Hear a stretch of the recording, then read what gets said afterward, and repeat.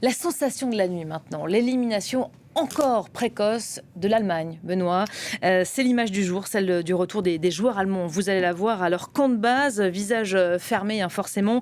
Les joueurs et le staff de l'équipe d'Allemagne descendent de l'avion à Winston-Salem après leur élimination de la Coupe du Monde par le Paraguay. Et c'est un nouveau fiasco pour le football allemand après les éliminations en phase de poule en 2018 et 2022. Les Allemands sortis encore une fois de manière très prématurée, de la manière la plus cruelle, puisque c'était à l'issue de la séance des tirs au but allemands et paraguayens qui n'avaient pas réussi à se départager dans le temps réglementaire.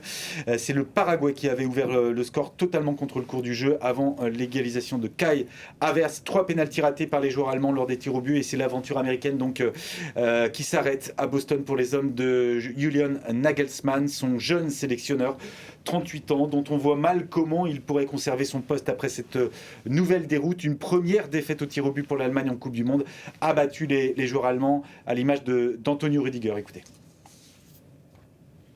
C'est une triste réalité que nous devons accepter. Si vous regardez le Paraguay aujourd'hui, ce n'était pas l'Espagne ou l'Argentine ou qui que ce soit d'autre. Donc on doit se poser beaucoup de questions. C'est très très dur à expliquer, parce qu'on sort encore très tôt. Je ressens la même chose que lors des 2 dernières Coupes du Monde. C'est vraiment difficile. La vérité, c'est que l'Allemagne n'est plus au même niveau que les années précédentes. C'est un énorme raté encore. C'est difficile. Quel fiasco pour cette équipe d'Allemagne. La presse allemande d'ailleurs est assez unanime aujourd'hui. Et comment est-ce qu'on peut expliquer ce résultat, Hervé ? La presse allemande a beaucoup d'éléments. Certains parlent de la formation, du fait que les Allemands jouent contre nature maintenant.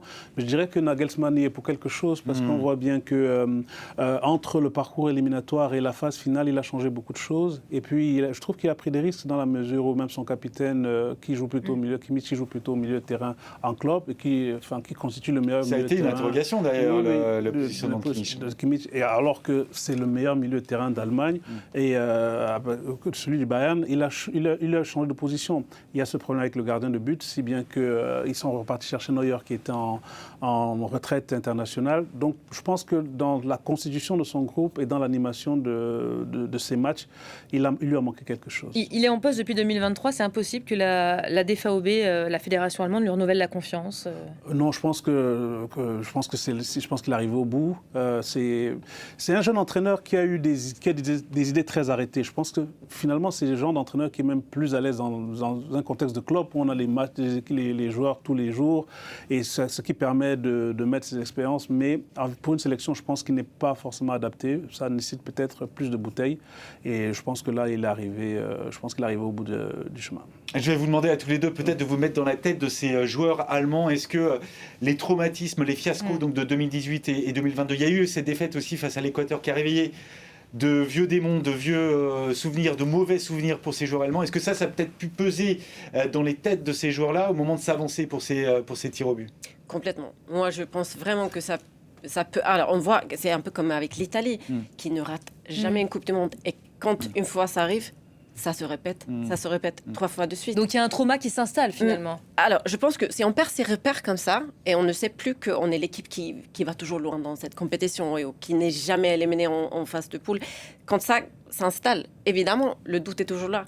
Et on peut bien s'imaginer qu'en face du gardien de but paraguayen, qui n'a absolument rien à perdre, chaque joueur allemand va penser, si je rate ce penalty, demain, j'aurai 80 millions de compatriotes contre moi. Pour moi, il y a une évidence. Et après, on peut aller chercher plus loin aussi dans tout ce qui se passe autour de foot allemand, ce que vous avez dit par rapport à Kimmich et tout ça. Mais là, je pense que le jeu mental est complètement primordial pour ce résultat. Voilà. Cet échec-là, Hervé, alors, ils ne sont pas sortis des groupes, contrairement à 2018 et 2022, mais est-ce qu'on peut Là, on peut mettre ça sur le même plan quand même. Oui, mais en fait, on va aller jusqu'on aime les belles histoires, donc on va parler de la malédiction des champions du monde du 21e siècle, puisqu'en dehors de la France, depuis le Brésil 2002, les équipes qui gagnent déjà ne sortent pas des poules juste la compétition d'après, et puis on voit qu'il y a une vraie difficulté. Il y a eu l'Italie, il y a l'Espagne, on va voir s'ils vont confirmer cette année, et l'Allemagne. Donc en fait, une fois qu'elles ont gagné la Coupe du Monde, il y a une difficulté à rebondir, et seule la France ne l'a pas fait. Donc c'est vrai qu'il y a forcément un changement. Et effectivement, quand on a l'habitude de gagner, on ne se pose pas la question de la défaite, mais quand on commence à perdre, ça rentre forcément. On parle des Allemands, j'aimerais quand même qu'on parle du Paraguay, qui a donc une nouvelle journée fériée depuis hier. Peut-être futur adversaire des Bleus en huitième de finale, comme en 98, lorsque les Bleus avaient remporté leur première étoile. On s'accroche à tout, hein, tous les... bien sûr. Oui, on s'accroche à tout, mais dans tous les cas, c'est une équipe qui sera difficile à prendre si l'équipe de France se qualifie.